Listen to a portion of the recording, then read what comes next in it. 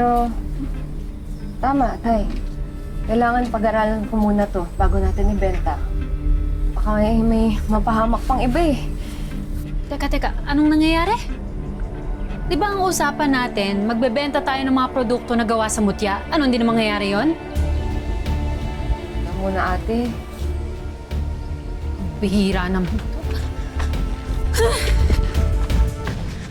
Kinig na rinig ko sa bahay namin. Sabi ni Amira, siya daw si Maria Makiling. Ako, malala na yan. Baka kung anong damong tinitira ni Amira, nakakatakot. Oo nga, Maria Makiling daw. Baka Amirang mapukulam ka mo. Sinabi mo pa, sis. Oo nga. Ewan ko ba sa mga yan? Bestie, masama ba akong tao? Ha? Bakit kinailangan kong ipanganak sa pamilya na sobrang allergic magpayaman? Pakamalas ko.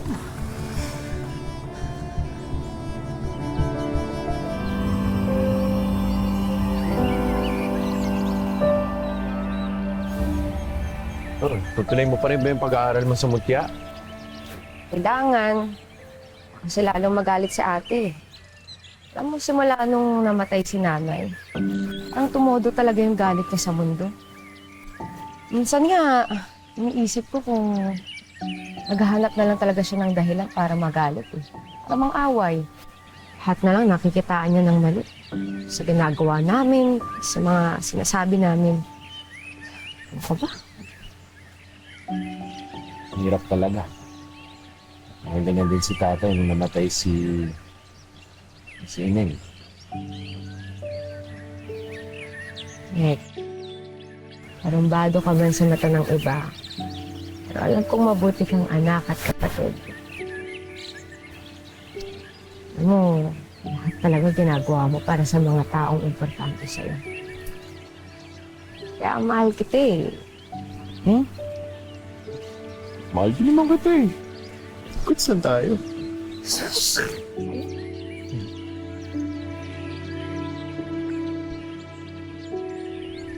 Ba't ka makikinig sa pamilya mo?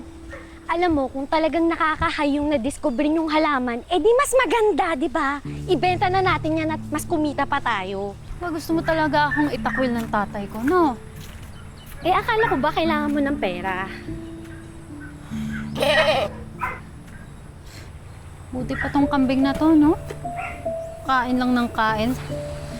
Samantalang ako gusto ko maging milyonarya, pero ni matinong cellphone, no? Hindi ako makabili. Sabi ko naman kasi sa'yo, join ka na sa work ko.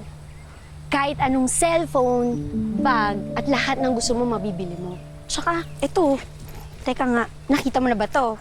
Oh, di ba? Amoy mayaman, hindi amoy rugby. At, coming soon dyan, mabibili ko na rin yung matching bag niyan. Taray naman ang bestie ko. Diba? Talagang graduate ka na sa samahan ng mga hanggang tingin lang sa mall. Eh, ikaw kasi. Ano, pag-isipan mo yung trabahong ino-offer ko sa'yo, ah. Hindi ka naman may hirapan doon, tsaka tuturo ko sa'yo yung lahat ng kailangan mong malaman. At ang best part pa doon, ganda at kinis lang ang punan. Ganda ka. At ang kinis, so check ulit. Ang galing mo din eh, no? Kunting pilit mo na lang talaga, bibigay na ako. Visit lang kasi si Amira eh. Paasa.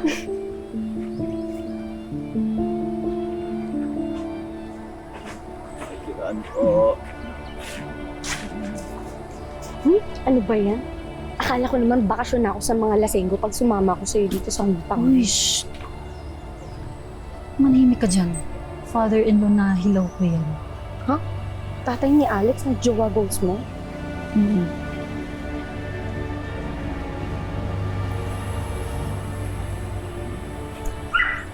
Total, binawi ni Amira yung chance na yumaman kami agad. May kukunin ako sa kanyang importante. Ay, Mang Luis! Mang Luis! Tapos na po kayo uminom? Rose, o pala yan. Hindi, iinom pa lang kami ni paring Omar. Birthday niya eh. Meron na ho ba kayong pulutan? Naku, tama-tama, may binibenta ho ako. Ayan, singuya. Alaga ni Amira to eh. Okay lang ho yan. Di niya yan mamimiss. Kambing lang ho yan eh. Naku, Mang Luis, napakasarap niyan ikaldereta. Sige na, mura lang. Sarap talaga dito sa Makiling, no? Himik, hangin. Parang ganito lagi yung buhay. Ay, lalo na ako. May maganda akong... Amira, pinuntahan ako ni Sean. Ang sabi niya, ito raw si Luis. Dinala si Nguya sa inuman.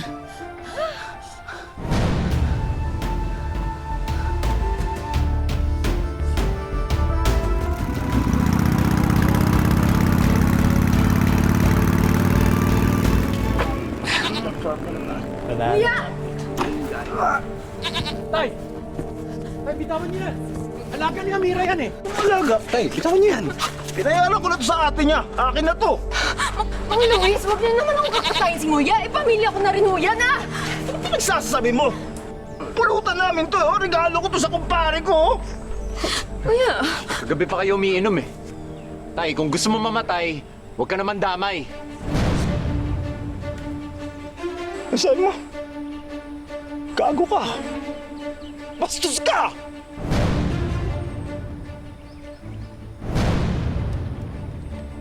Kung magpapakamatay ako, ikaw talaga gusto kong kasama. Kesa yung kapatid mo si Ine nga namatay. O bakit? Alam naman ng lahat ah! Ikaw ang pumatay sa kapatid mo! Ano yan? Alaga nga ni Amira yan, tay eh! Bakit ah? Huwag niyo kunin yung kambing. Kay Amira nga yan eh! Dalawa ka? Ha?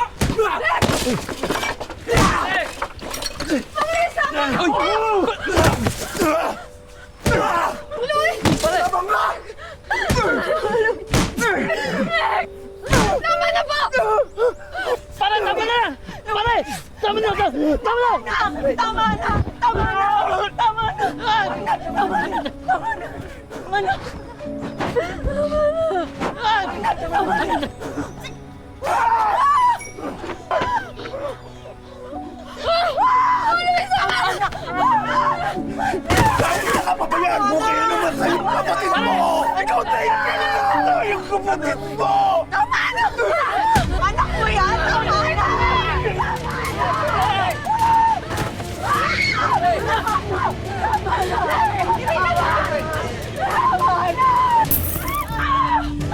Anak! Hindi! Wag! Hindi! Hindi! Anak! Hindi! Wag mo! Sige! Sige!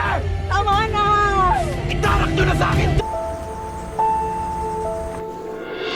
ano naman binenta si Nguya kay Mang Luis? Nag-away tuloy sila ni Lek. Oh, bakit naman nasama sa usapan si Alex? Ah, oo nga pala, jowa mo na. Kaya pati kambing mo, pinagtatanggol niya na, ganon. Taray naman, haba ng hair mo ah. Bessie, may nakalimutan yata ako sa labas. Wait lang, ah.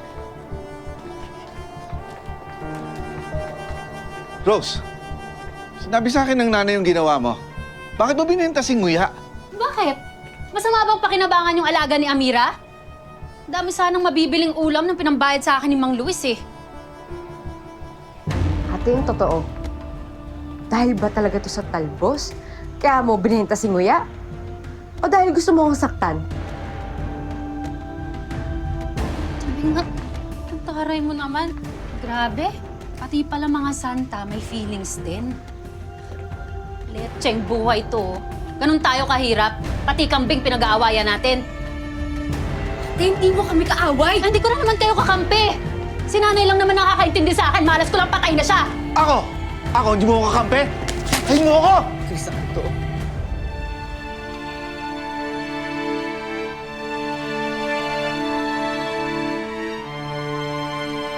Bastos to eh! Ano? Pati yung pagsabi ng nararamdaman ko, bawal din. Eh, lahat na nga ng atensyon nun nandyan kay Amira. Nung namatay si nanay, nagpabibo agad niya si Amira, tapos lahat ng atensyon ng tao nasa kanya kasi siya yung pumalit sa paggagamot. Ikaw naman, enjoy na enjoy mo yung atensyon ng lahat, pati na kay Alex. Eh, di lumabas din ng totoo. Eh, di selos ka? Ano sabi mo? May gusto ka kay Lek, ate? Huwag kang magtataka kung bakit ayaw sa'yo ng mga tao. Dahil ang sama ng ugali mo! Ano sabi mo? Sama ugali ka! Sama ugali! Kapal mo! Tama na! Ano kayong mga bata?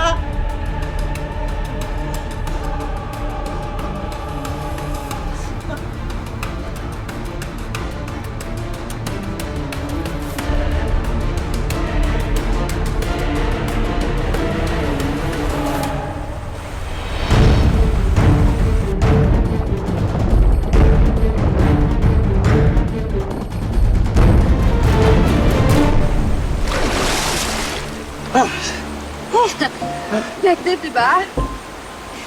Kahit naglabas tayo ng sama ng loob, walang nakarinig sa atin. Isa pa. Isa, dalawa, tatlo.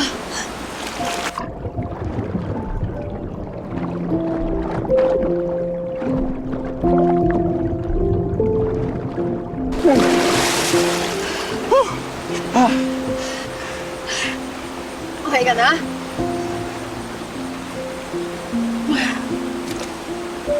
Ikaw, okay ka na?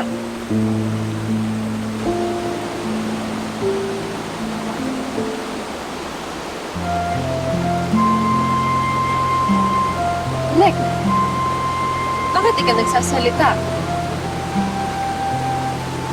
Ha? Mura, papaalam sana ako sa'yo. Pupunta na ako ng Maynila. Mas malaki kasi yung arawan doon eh. Yung kaibigan ko sa talyer, sabi, kailangan daw ng mga tao doon.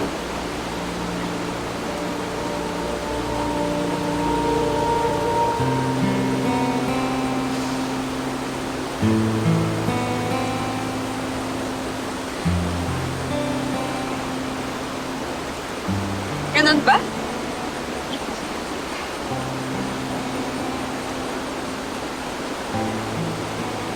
Ako lang kasi yung inaasahan ng pamilya ko eh.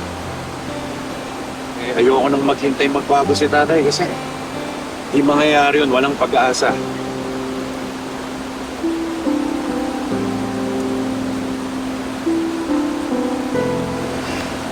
Hindi mo na kailangan magpaliwanag, Lek.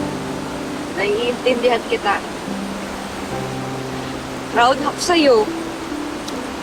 Kahit na ganyan ang lagay ng pamilya mo, nangangarap ka pa rin para sa kanila.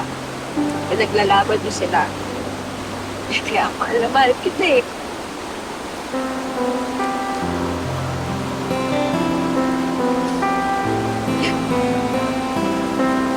Namahal din kita, Mira.